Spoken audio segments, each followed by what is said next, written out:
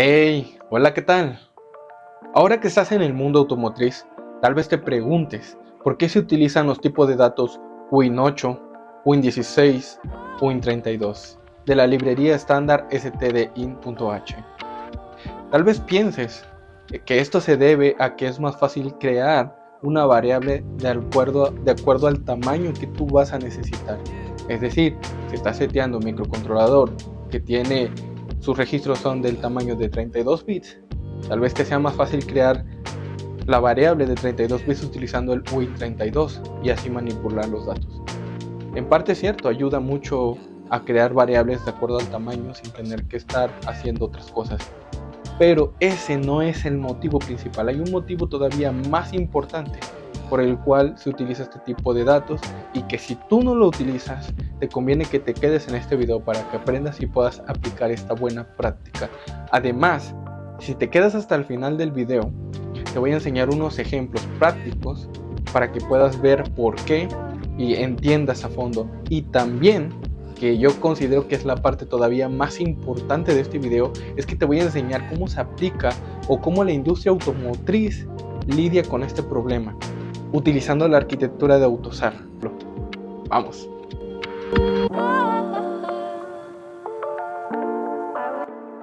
Vayamos directo al grano. Los tipos de datos primitivos que tú ya conoces como shard, short, in, log, float, double pueden variar en tamaño y esto depende del compilador y el tipo de procesador para el cual se está compilando. Es totalmente dependiente del compilador. Cada compilador puede decidir qué tamaño asignarle a esos tipos de datos y sí puede variar. Te voy a dar un ejemplo. Supongamos que yo creo un algoritmo para una tarjeta STM32401RE que tiene un Cortex M4. Entonces, cuando yo compilo ese programa, el compilador sustituye, o bueno, cuando yo creo una variable de tipo de datos shard, le va a asignar un valor o un tamaño de 1 byte. Decide también que a las variables short las va a colocar que son de tamaño de 2 bytes, las int que son de 4 bytes y las long de 4 bytes. Esto el compilador es el que decidió colocarle ese tamaño para ese procesador. Después yo creo otro algoritmo, pero esta vez va a ser para una Raspberry Pi W que tiene un Cortex M0. Esta vez el compilador, para mis tipos de datos que yo creé, tipos de datos primitivos, esta vez el compilador decide colocarle al char 1 byte, al short 2 bytes, al int decide colocarle de 2 bytes, al long de 4 bytes. ¿Notas alguna diferencia de acuerdo a la Raspberry Pi Pico contra la STM32? Bueno, en este caso el compilador, el tipo de dato int lo decidió colocar de un tamaño todavía menor que la STM32. En la STM32 el int es de 4 bytes y para la Raspberry Pi Pico es de 2 bytes. Entonces, aquí hay un problema. ¿Por qué? Cuando nosotros creamos y desarrollamos software, la mayoría de las veces se reutiliza código, porque en la industria no se quiere volver a reinventar la rueda y muchas veces se reutiliza algoritmos que son funcionales. Esos algoritmos, incluso cuando se reutilizan, se pueden todavía mejorar en las siguientes plataformas. Es así como sucede el avance tecnológico, no reinventando la rueda, sino trabajando sobre las cosas que ya funcionan. Y de hecho, para una compañía se ahorra demasiado dinero. No le conviene estar haciendo las cosas desde cero cuando puede ahorrarse tiempo y dinero, porque ese tiempo que vas a invertir en hacer una cosa desde cero es pagarle más a los ingenieros, todas sus prestaciones y demás.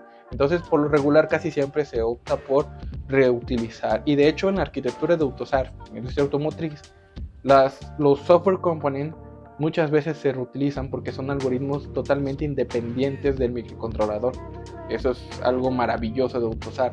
Entonces, imagínate que tú creas un algoritmo que te funcionó en la STM32 y tú lo quieres migrar hacia la Raspberry Pi Pico. Es un ejemplo nada más. ¿Qué pasaría para aquellas variables que tú contemplaste que eran de 4 bytes y le metiste datos de 4 bytes, pero tú las declaraste como int? tú te confías y migras tal cual el código. Digo, es un ejemplo nada más, pero imagínate este escenario. Tú migras ese código a la Raspberry Pi y lo corres, y de repente ves que te dan números extraños. Esto es porque le estás pasando, tú copiaste tal cual, cosa que no deberías hacer así nada más copiar y pegar, pero bueno, es por el ejemplo. Esa variable de 4 bytes a lo mejor tú le pasaste el tamaño completo, y cuando tú lo pones acá y el compilador te sustituye esa variable tipo de dato int por que nada más puede tener 2 bytes, y tú le estás metiendo 4 bytes, te va a dar un número diferente. Es por eso que tal vez ese algoritmo no te pueda funcionar, y ese puede ser un problema que te puede dar lata. Y pues bueno, a lo mejor tú creas que es un funcionamiento que no está relacionado con el algoritmo, pero una vez que ya te pones a debuguear tu código, te pones a debuguear en la tarjeta, te vas a dar cuenta que bueno, es porque causa un overflow. Entonces, aquí, en este momento te voy a mostrar este ejemplo que te estoy diciendo en un caso real. No voy a mostrar el ejemplo entre una Raspberry Pi y una STM32 tal cual. Más bien te voy a mostrar, voy a crear un ligero algoritmo en mi computadora, que es una arquitectura diferente, y lo voy a migrar hacia una STM32 401RE, para que veas y notes a qué me refiero. Bien, este es el caso de prueba que les quiero traer. Este es un algoritmo que yo me estoy inventando, o sea, no tiene ninguna funcionalidad especial, pero es únicamente para carácter ilustrativo, en el cual estoy simulando una variable que me devuelve el valor del ADC de una lámpara. Y también estoy creando una variable que es un registro. Vamos a simular que es el registro para activar un registro. Y bueno, lo que estoy haciendo básicamente aquí es que supongamos que este get ADC lamp está obteniendo valores de un sensor ADC y le está enviando este rango, ¿no? Y bueno, yo tengo una condición en donde está comparando si lo que obtiene del get ADC lamp es igual a la máxima luminosidad permitida. Aquí yo creé un define donde le estoy pasando ese valor máximo. Y bueno, si es igual al máximo, activa el registro en 1. Y si no, bueno, setea, limpia los registros y lo deja todo en 0. Entonces, como se pueden dar cuenta, aquí yo le estoy pasando el mismo valor que tengo en el define al get ADC. De hecho, es muy obvio que cuando llegue aquí al if, básicamente tiene que entrar porque tienen el mismo tamaño. Estoy comparando, entonces esta sentencia va a ser true y bueno, va a setear. Y pues aquí lo que estoy haciendo es imprimir, de que me imprima el valor que tiene el registro de la lámpara. Entonces voy a darle room. Bueno, aquí voy a ponerle un L. Voy a darle un room. Y bueno, como pueden ver, el valor es de 1. Es decir, que sí entró en esta condición. Si yo, por ejemplo, le pusiera un 0 acá, bueno, no, aquí no. Aquí le pusiera yo un 0 y compilara, el registro me entraría en 0 porque ya no es igual. Entonces, bueno, aquí estamos pasando los valores. Es muy obvio. Lo que voy a hacer yo es copiar lo que está dentro de aquí. Ahorita regresamos por la macro. Y tengo abierto el STM32 porque voy a compilar esto para la tarjeta STM32 F401RE. Entonces voy a copiar ese algoritmo. Me falta el define. Voy a copiarlo. Y bueno, voy a probarlo. Aclaro, no es que las cosas sean nada más copiar y pegar. Tiene uno que revisar el código atentamente, que el algoritmo que va a reciclar. Pero bueno, esto es para carácter ilustrativo. Entonces aquí no me va a servir ni el return ni el print, porque vamos a debuguear directamente a la tarjeta. Vamos a poner unos breakpoints. Entonces bueno, aquí lo que voy a hacer yo es compilar. Voy a compilar y bueno, como estoy copiando el algoritmo tal cual, deberíamos de pensar, o debería ser de que debería igual entrar en esta condición del if, porque pues le estamos pasando los mismos valores, entonces debería de setear el registro en 1.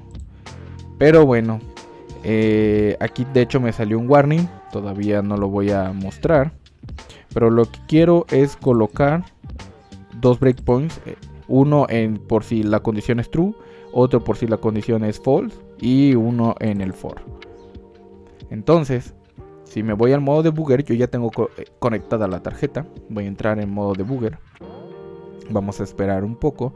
Vamos a ver realmente que si la condición se está haciendo true o realmente nos está dando otro valor que no es. Ok, ya estoy aquí. De hecho, en la parte superior derecha nosotros podemos ver el nombre de las... Bueno, aquí en la parte superior derecha nosotros podemos ver el nombre de las variables, el getADCLamp y el registerLamp. Entonces voy a darle play y ok, aquí sucedió algo curioso. Si se dan cuenta, entró en el if, en la condición como si fuera false, es decir, que realmente no está dando un valor igual, cuando se supone que en nuestro algoritmo sí le estábamos enviando ese valor.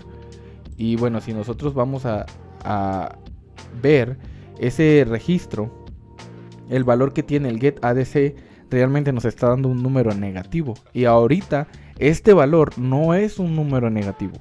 Podrían decir muchos que es porque está en complemento 2, pero realmente realmente este no es un número negativo, porque si fuera complemento 2, todos los bytes que le pertenecen al tamaño de este valor deberían de estar FFFs, pero realmente no, nada más aquí le pasé 5 bytes. Entonces no es un número negativo, es otro número que debemos de tener. Pero aquí nosotros vemos un -1.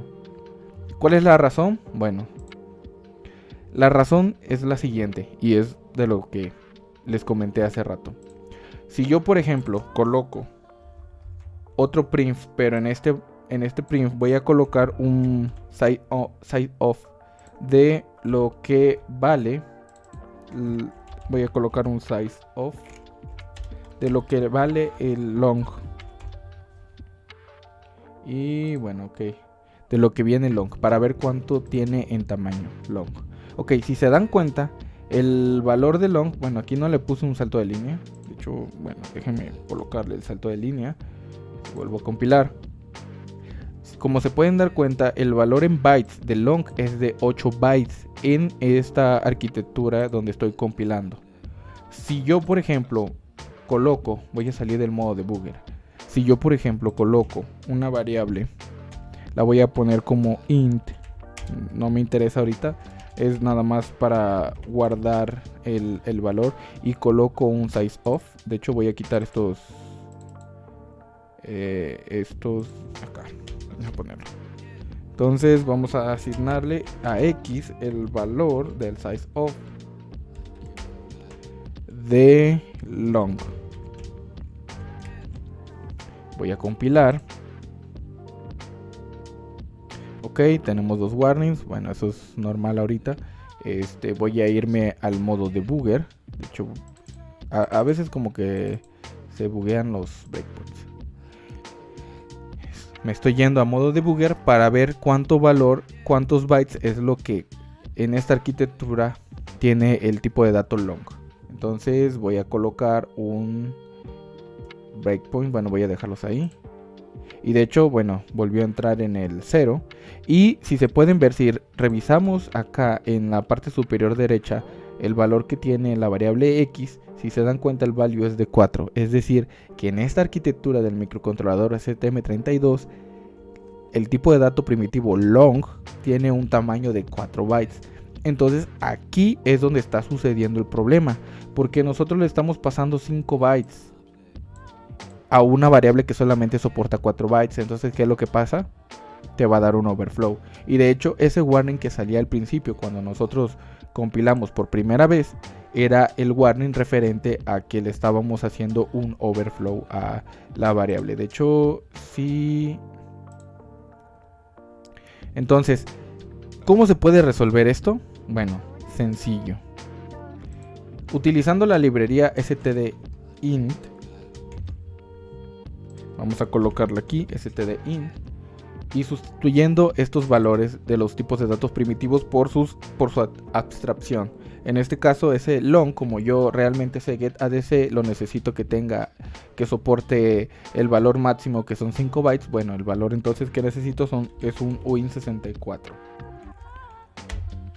El valor int, bueno, este realmente digamos que es un registro de 8 bits. Entonces aquí ya tenemos esto. Voy a quitar este de size off. Y bueno, voy a volver a compilar. Ok, solamente sustituir los tipos de datos primitivos, y como se pueden dar cuenta, el valor es el mismo, o sea, sigue seteando el registro, porque pues este valor de getADCLam es el mismo que el valor máximo, entonces se vuelve true y te lo setea. No ocurrió ningún cambio funcional que digamos. Entonces voy a volver a copiar esto, lo voy a volver a pegar. Y bueno, voy a compilar. Bueno, aquí yo ya tenía agregada la librería stdin, así que no tengo que agregarla. Bueno, me da unos warnings. Ok, este warning es de estos dos. Estos dos del print no lo vamos a ocupar porque vamos a debuguear. Voy a volver a compilar. Y ok, ya quedó.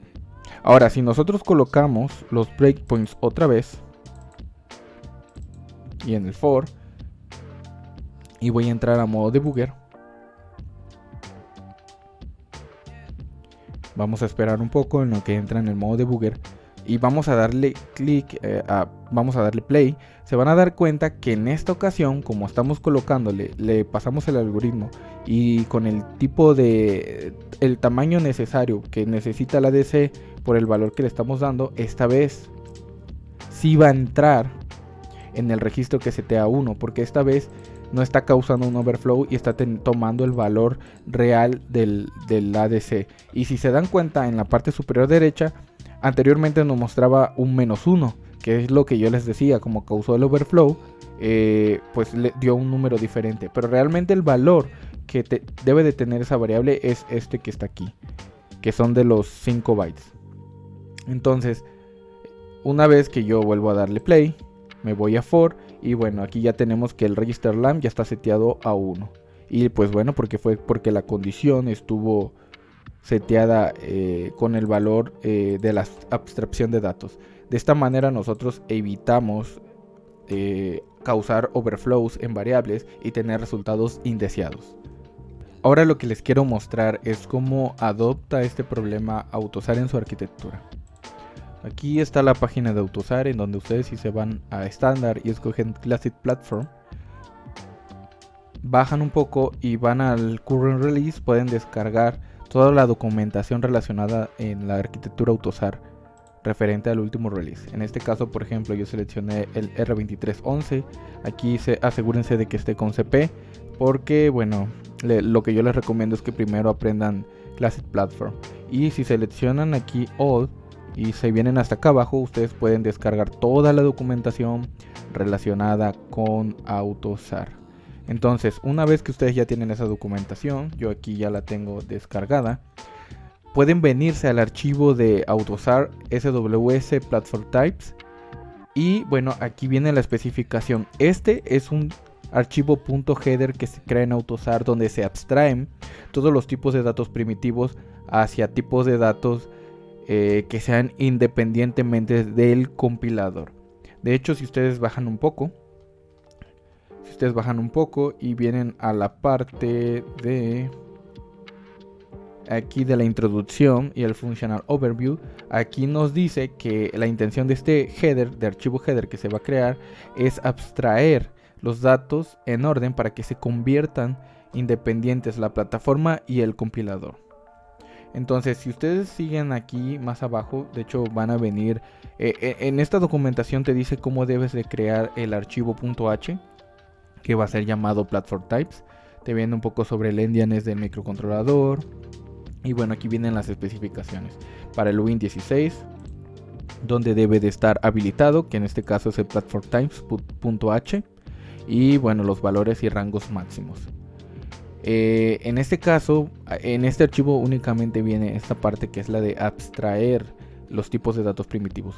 Después existe otro header, otro archivo que es el de los standardtypes.h, donde aquí tú puedes crear los tipos de datos con nombres específicos que tú vayas a utilizar a partir de los tipos de datos que están abstraídos. Es decir, si en el Platform Types tú ya creaste tu Win8, Win16, en este archivo, por ejemplo, tú necesitas crear un tipo de dato para identificarlo más rápido, no sé, que sea byte, por ejemplo, así vas a nombrar tu tipo de dato. En este archivo vas a crear un typedef Win8 byte. Si te das cuenta, el tipo de dato del typedef que utilizaste fue el dato abstraído, el Win8, no utilizaste tú el unsigned chart. Entonces, en este archivo es donde vienen ya los tipos de datos después de que ya se abstrayeron los tipos de datos primitivos. Y bueno, pues aquí vienen muchas cosas. Por ejemplo, viene de este tipo de std return type, que por lo regular cuando tú creas una función en AutoSAR te tiene que devolver un valor de este tipo. Y bueno, donde debe de estar habilitado. Pero bueno, vamos al código. Aquí yo ya tengo, me voy a salir del modo debugger. Aquí yo ya tengo creado un platform types de acuerdo a lo que viene ahí, y yo ya tengo abstraído los tipos de datos. Si se dan cuenta, ya tengo el typedef chart, tengo el SIN8, el Win16, el SIN16, el Win32, el SIN32 y los float y el double. Ok, entonces este archivo también lo tengo acá, el de stdtypes, donde tengo estos defines que vienen en la documentación. Ustedes pueden ir a leerlo para pues entender un poquito más de esto. Aquí yo ya agregué el include del platform types, entonces yo ya puedo crear un tipo de dato, por ejemplo std return type, de acuerdo a el dato abstraído, en este caso el Win8. Si se dan cuenta, ya no estoy utilizando el WinChar, y ya en mi código yo ya puedo utilizar estos archivos.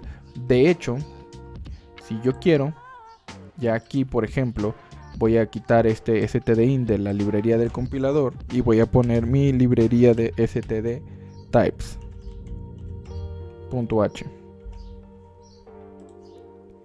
Y bueno, en este caso, como yo no lo tengo como el -t al final, yo nada más lo tengo como Win8. Y bueno, de hecho en mi librería me va a fallar porque no tengo un Win64. Entonces, ¿qué es lo que voy a hacer yo? Es colocar un tipo de dato que soporte los 8 bytes. En este caso, Win64. Y bueno, aquí ya lo tengo abstraído. Ok, voy a darle guardar. Ya me debería de funcionar aquí ese Win64. Voy a darle guardar y vamos a compilar. Ok, no tengo ningún error. Si me voy al modo debugger, vamos a esperar un poco a lo que carga el modo debugger. Aquí se van a dar cuenta que sigue funcionando de la misma manera. Ya tengo los breakpoints y si se dan cuenta, aquí ya entró para setear el registro. Es decir, ya estoy utilizando los tipos de datos abstraídos según el estándar de AutoSAR. Esto realmente se ocupa en el área de trabajo. Y bueno, aquí estamos viendo que está dando los valores que son los correctos.